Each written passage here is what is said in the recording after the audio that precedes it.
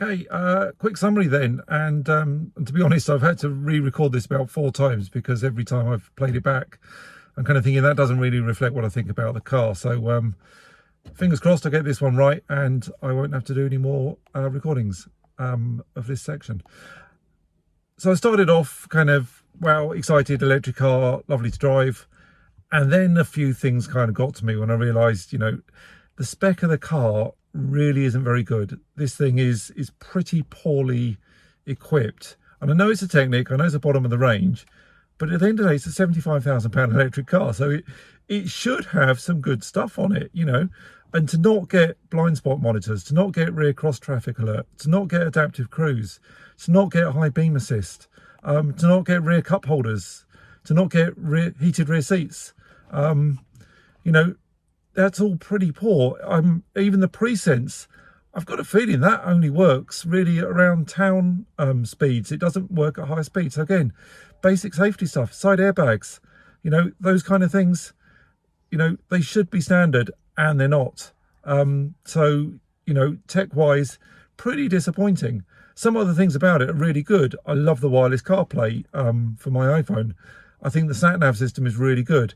The virtual cockpit, it could be a lot better with the software update.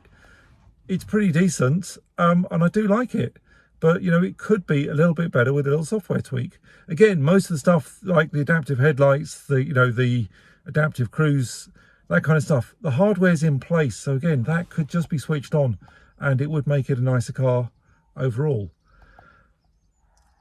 What I do really love is the comfort and the refinement and the ride quality.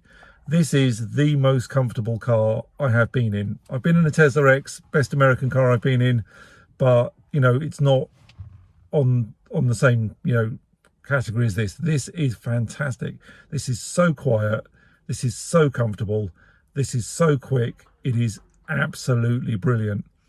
Size and space, it's good. It's a big car. But really it's good for 4 people. It's just a shame that middle part of the middle row, the way that center console comes in, it just invades the space. It's a bit rubbish as a 5-seater, but it is a good 4-seater car. It has got a big boot, but again, it's not really an SUV. Think of it more as like an electric version of an A6 all-road, or a Volvo dual motor V90 estate. It's that kind of car, not really an SUV. So that slightly lower roof line, that slope on the rear window, that does impact some of its ability for luggage compared to the more upright SUVs. But it's a pretty capacious car and you can get a lot of stuff into it, and it is good. So they're all pluses.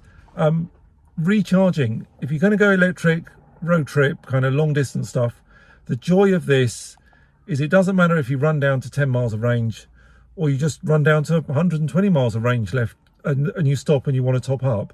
This thing will charge fast. It charges very fast to 80% regardless of the battery state, and I don't think there's another electric car out there that can claim that. It loses out a bit with efficiency. It adds about 6.5 miles for every minute you're plugged in. I mean, that's a pretty good charging rate. So, adding 100 miles in quarter of an hour, that's pretty good. Under half an hour and you've got, potentially 200 miles in, depending on what kind of drive you're doing. So, it is good. It did win me over on the long trips. I started off kind of missing things with the spec and thinking it wasn't great use of space for such a big car. Started using it on long trips. It's the charging, it's the comfort, the refinement. So would I have another one? Yeah, actually, I probably would. But first of all, I try a Tesla Model Y. That'll do everything this will do with less electricity, but it won't give me the comfort and refinement. Skoda Enyaq, it's probably going to be better than this on space at the end of the day. I have to see what that's like. And then, by the time my lease is up, I'm going to have a few other options. Maybe bigger versions from the Hyundai Ioniq, maybe the Kia, even the EV9. There's the Polestar 3. There's going to be some other cars out there. And of course, Audi are bringing in what they're going to call the premium platform electric. So that's a whole new platform. Updating versions of this. There's going to be an A6, I believe it's going to be Q6 version of the eTron. you know, going to be a lot more choice out there in a couple of years' time. So wait and see, and keep tuned to the channel. And when I start shopping around, I'll let you know.